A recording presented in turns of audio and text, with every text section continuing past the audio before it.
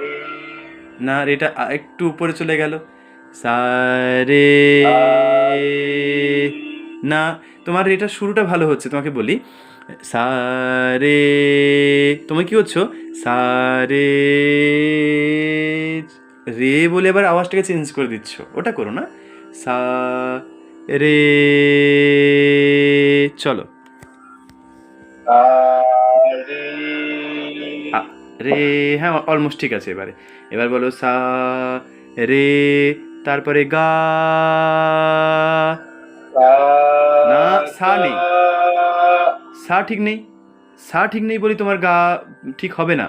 একদম গ্যারেন্টি দিয়ে বলছি, সা ঠিক নেই তো সবগুলোই সরে যাবে। সা সা রে। গা।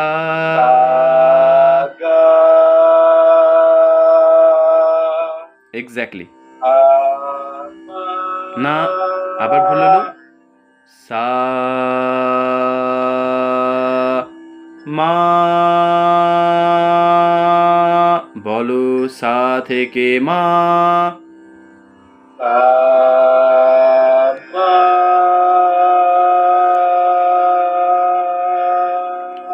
কখনো কখনো না পারলে চোখ মুখের অভিব্যক্তি দিয়ে এটা বোঝানোর দরকার নেই যে ধুস আমার দ্বারা হচ্ছে না, এরকম ব্যাপার নয়। আসলে না হওয়াটাই স্বাভাবিক। আর যে কোনো ভালো কিছু হওয়ার আগের মুহূর্তটাই তো এটা, সবার ক্ষেত্রেই। তার টেনশনে কিছু নেই, এত নতুন তুমি ক্লাস করছো, একদমই তুমি নতুন বলা যায়। সেই জায়গা থেকে সব কিছু কি পারফেক্টলি হবে বলো? না হওয়াটাই স্বাভাবিক নয় কি? সময় দেখানোর সময় খুবই সুরগুলো আরো বেশি আর হয়ে সেই যায়। কারণ আমি সেটা বুঝতে পারছি, অনেক অনেক ফ্যাক্টরস থাকে, তা আমি ওই জন্য করিয়ে নিচ্ছি। ভালো করে শোনো, এই এখন শুনে শুনে করো। তাই না পারার জন্য টেনশন ফিল করো না। হ্যাঁ, সা। সা হয়ে গেল, মা হয়ে গেল, এবার সা থেকে আর একটু অন্য জায়গায় গিয়ে পা। তাহলে সাটাকে ঠিক করো আগে। পা পা। কত সুন্দর হয়েছে ব্যাপারটা।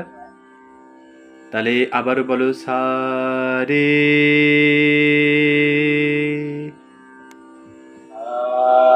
রে। এবার বলো সা গা। সা গা। সা মা।